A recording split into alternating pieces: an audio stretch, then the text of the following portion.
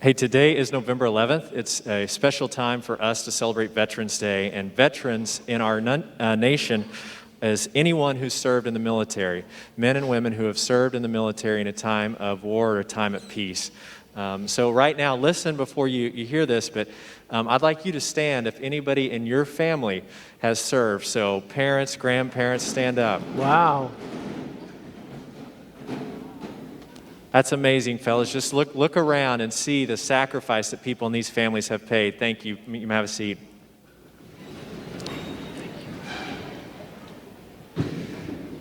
Hey, our speaker today is a veteran. Dr. Damon Friedman is a combat decorated veteran who served 4 combat deployments in Iraq and Afghanistan. Originally a U.S. Marine Corps officer, Dr. Friedman transferred into the Air Force's elite as a special tactics officer and a leader in special operations. His decorations include 3 Bronze Stars and the Air Force Combat Action Medal. So please give a big King's Academy welcome to Dr. Damon Friedman. Thank you. How are you all doing today? You guys doing good? You excited to be here? Well, you know what? I'm here to just tell you that I'm really excited to be here myself. But I mean, I have to just talk about the obvious. Isn't this world kind of a crazy place right now?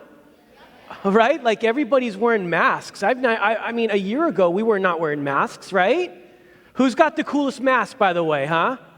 Which guy? Who? Somebody? There's always a jokester. I think that's him right there, right? Give that guy a round of applause for a sweet mask. That's right.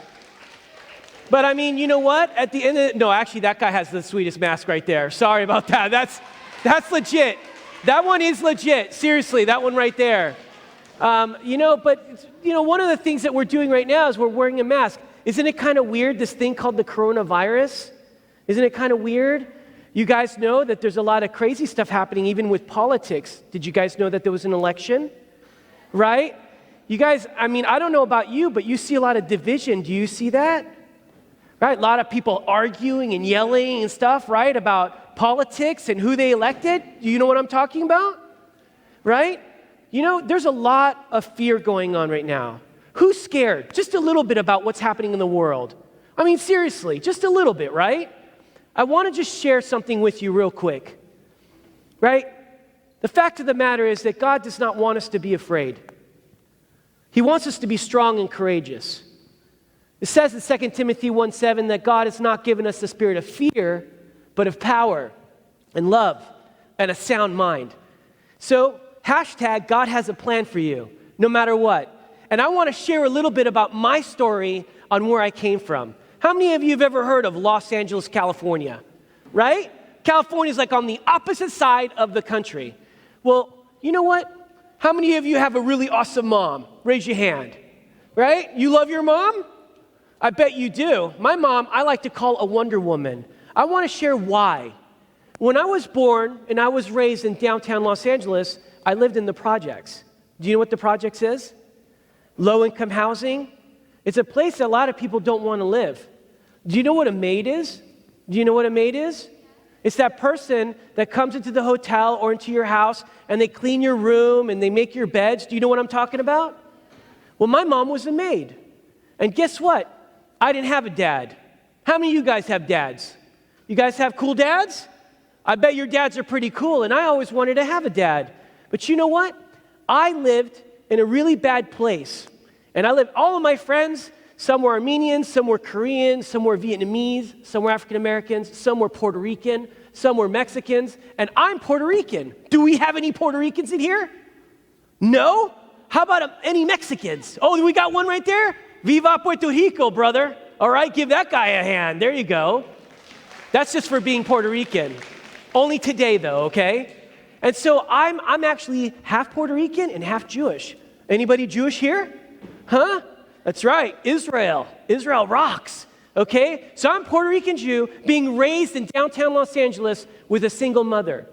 Now, I mentioned something about my dad. Actually, I kind of knew him, and he was a bad dad. He was actually very abusive to my mom. Do you know what that means? He was physically he hurt her really bad. And I'll tell you what, while I was growing up, I was really afraid. We didn't spend a lot of time. My biological father but my mom spent a lot of time running away from my dad. Do you know how many times I moved around the first 12 years of my life? How many of you are 12? Anybody? I didn't think so. Oh, well, we got some 12-year-olds. How many times have you ever moved? How many times have you ever moved in your life? Once. Whew, I want your life, brother. How about you? 3 times. That's moving. What about you? 5 times.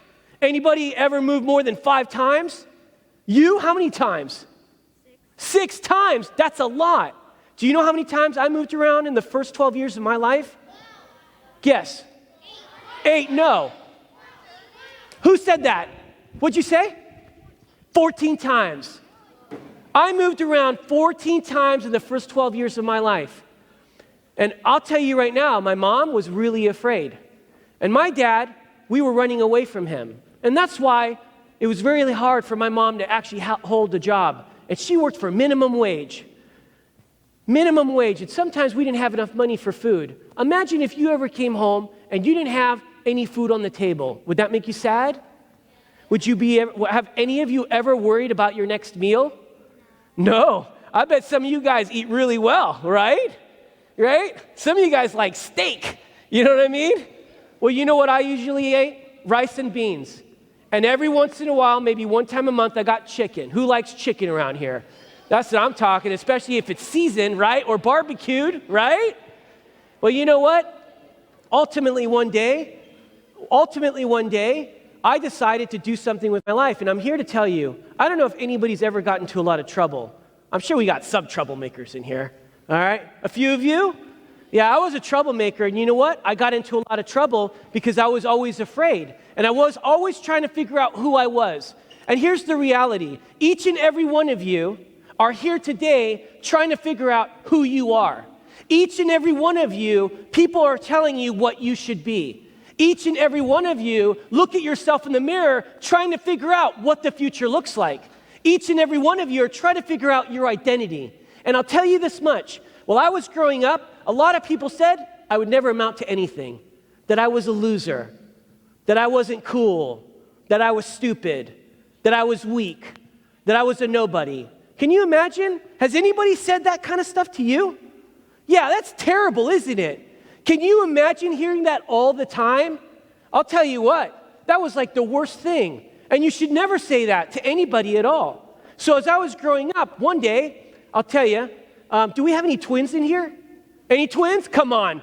Who's a twin? Just everybody keep your hands down, only the twins up. Where are you twins? You're a twin? You're a legit twin. Where's your twin? Where is she? Round of applause to the identical twins. Come on. We're rolling now. Now look, I have to ask you real quick. I totally forgot to ask you. That's me and my brother. That's right, there's 2 of us. Can you believe that? I'm kind of amped up. There's 2 of us. But I have to ask you, where's the other twin? Where was the first twin? Where were you? Where were you? Okay, I need to ask you a personal question, okay? Which one of these 2 boys is cuter?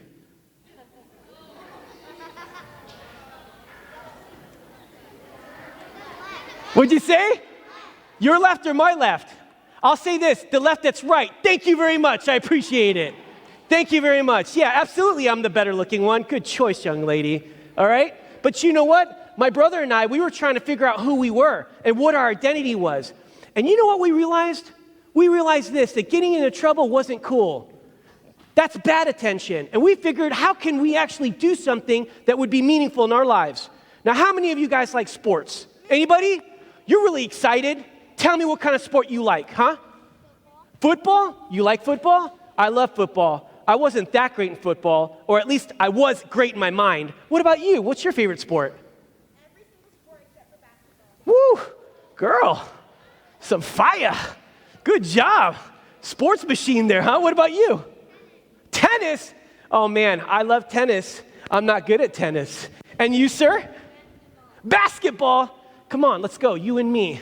I'm taller than you right now, but probably a few years from now, I probably won't be taller than you, but whatever. What about you, sir? Hockey? What do you think about Tampa Bay bringing home the cup? You know what? I don't really like your answer, okay? Tampa Bay's awesome. The Panthers. Are your parents from North? What about you? Basketball? Last one. Run? Dude, you and I are like kindred spirits. Who likes to run in here? Who's fast in here? I'm talking about who's the fastest kid in your class? This kid right here? That kid right there? That one over there? Which one? Over there? I'll tell you what, after this, we're going to have a runoff. Will you accept my challenge? Will you accept my challenge? All right, then I'll be racing you as well, okay? All four of us, we're going to line on the bottom, we're going to line outside, and we're going to race. Will you accept the challenge? Well, guess what? You know what the reality is? Check this out. You hearing me? You hearing me? I found what my gift was, and my gift was running. And I see that you have a lot of fast people here up on the track, up on cross country. And you know what?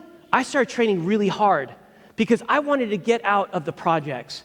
I wanted to figure out a way where I could get my mom, my brother, and my grandma a house.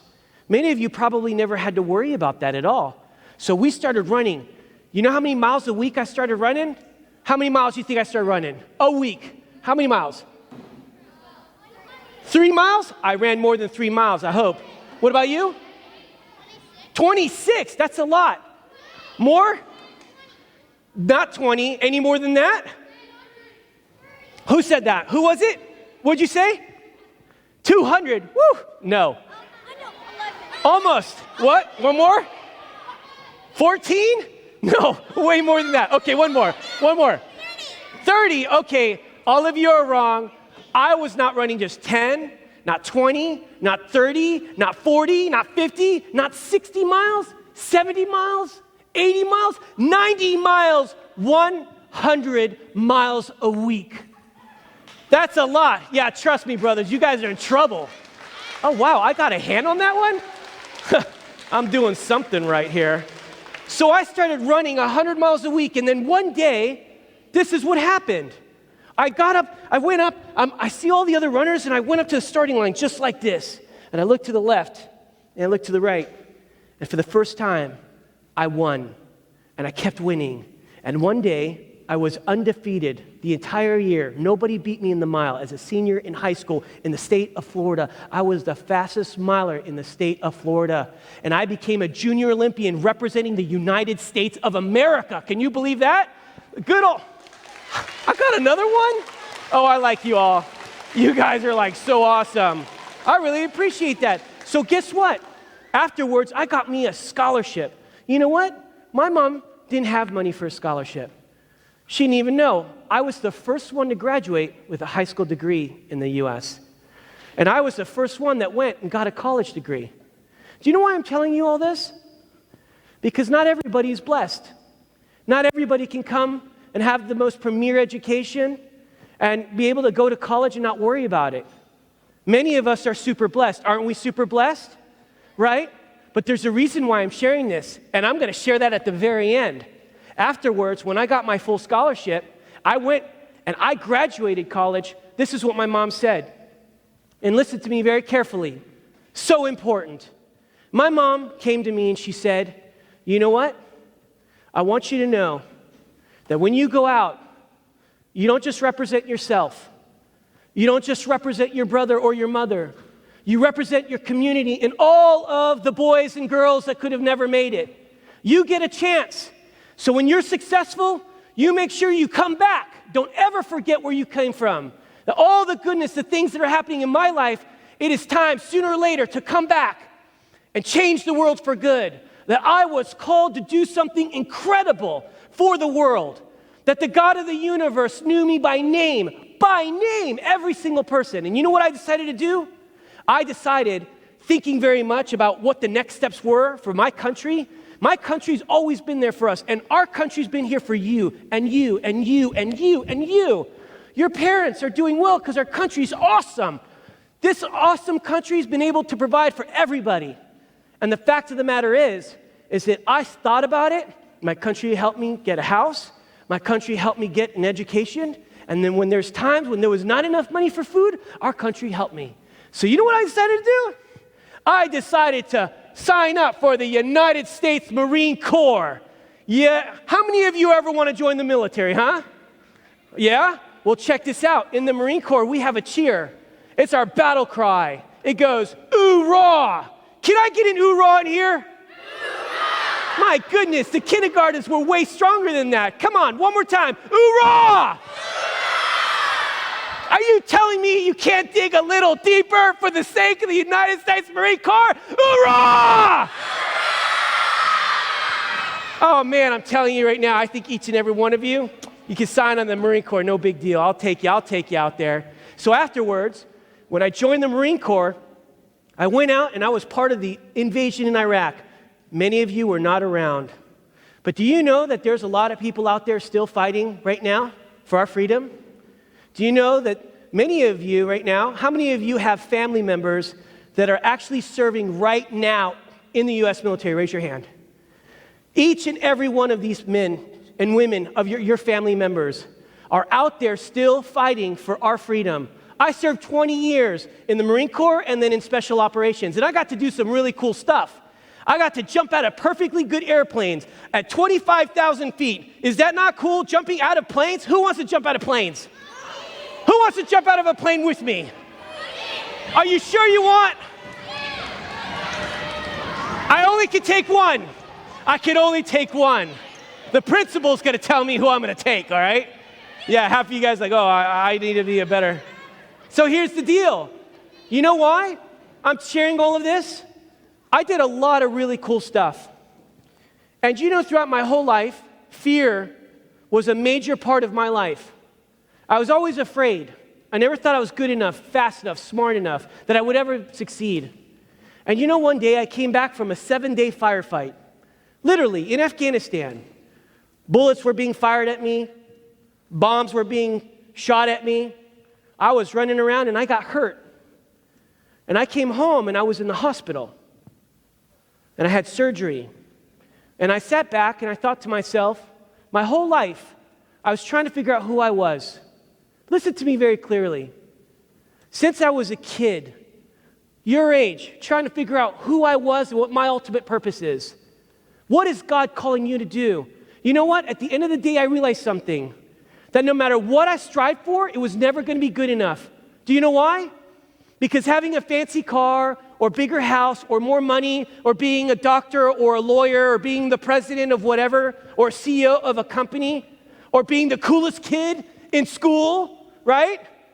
It doesn't matter. All those things will always lead to emptiness. So when you look at yourself in the face, who are you? I'll tell you this much. The God of the universe spoke to me while I was laying there and I was recovering and I had a cast. How many of you ever had a cast? Right? That stinks. I hate it. I was there for like 3 months with that stinking cast, trying to get over it. And here's the deal. 7.8 billion people in the whole world. 7.8 billion people in the whole world. And the God of the universe knows you by name. And he has given each and every one of you a gift. And when I was talking to you about my gift, I shared with you about running, and I shared with you about the Marine Corps, and I shared with you about special operations. I shared with you about doing all this cool stuff, going out and doing the nation's bidding. The God of the universe said this, and listen to me very carefully. He said, when I made you unique. I knew exactly who you were, and when I made you to change the world. I was like, what? Are you kidding me? He said, yes. When I made you, yes, you've done the nation's bidding, but more importantly, I've called you to do the kingdom bidding. Would you believe that the God of the universe has given each and every one of you a gift that I would like to call a superpower? That's right. You ever heard of the Avengers? Who wants to be a part of the Avengers? Of course, oh come on. Being Avengers are cool. We'll talk later, I'm recruiting you. But here's the deal, there's only one Thor, there's only one Hulk, there's only one Black Widow, there's only one Captain America, and there's only one of you. And the reality is the God of the universe is calling you to do amazing things. But he said this, you'll never be able to change the world for good unless you understand who Jesus, the commander of the universe is. The one who's the greatest warrior that ever lived. The one that came on this earth to bring hope. You see, the reality is that we're constantly fighting for freedom, constantly trying to bring a message of hope to people. But the reality is the only hope is in Christ. And it was there that I learned the power of Jesus healing my heart and saying, your identity is not in being a superhero as in the military. Your identity is to be a superhero with me in the kingdom. How many of you believe that? How many of you understand the power of Christ, that he has not given you the spirit of fear, but a power and love and a sound mind? How many of you?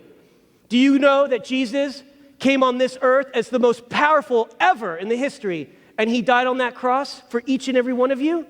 I'm telling you right now, if you're here today and you're struggling with fear, if you're unsure, if you're looking at yourself in the mirror and you don't know who you are, the God of the universe is saying, I know who you are, and I know you by name, and I've called you to change the world for good. Jesus came, he died on that cross for each and every person, past, present, and future. And because of him, we're free, and all you have to do is embrace and enlist in his army. How many of you have enlisted in Jesus' army? Huh? The reality is this. Check this out. This is my last call to action. You ready for this? All right? Do you know that there's a whole world out there that's hurting? You hear me? There's a lot of people out there, little Damons like me. Kids that don't have anything. Kids that have never heard the message of Jesus. Kids that don't know where their next meal is going to be. Kids that don't have a mom or a dad. Kids that don't have a place to live. People that are hurting. And you know what? The God of the universe has called each and every one of you to go and help those people. Do you believe it? That's why I'm here. To go out there, use your superpower to change the world for good. So today, my call to action is this. How many of you are willing to make a commitment to go out there and share the message of hope? Raise your hand. Let me hear it if you actually are going to go out and do it. Can I hear something? Can I hear it? Who would be the first one to go out there and share the message of Jesus? Who? You? Who else? Who else? Who else? Who else? Who else? Anybody else? Let me hear it. I can't hear you. Let me hear it. Who? Who will do it? Who will go out? Who will bring the message of hope? One last time. I'm going to ask you before I leave. If you are going to go out and share the message of Jesus, I want to hear one last hoorah. 1, 2, 3, hoorah! God bless you. Thank you very much. Stay safe. Appreciate it.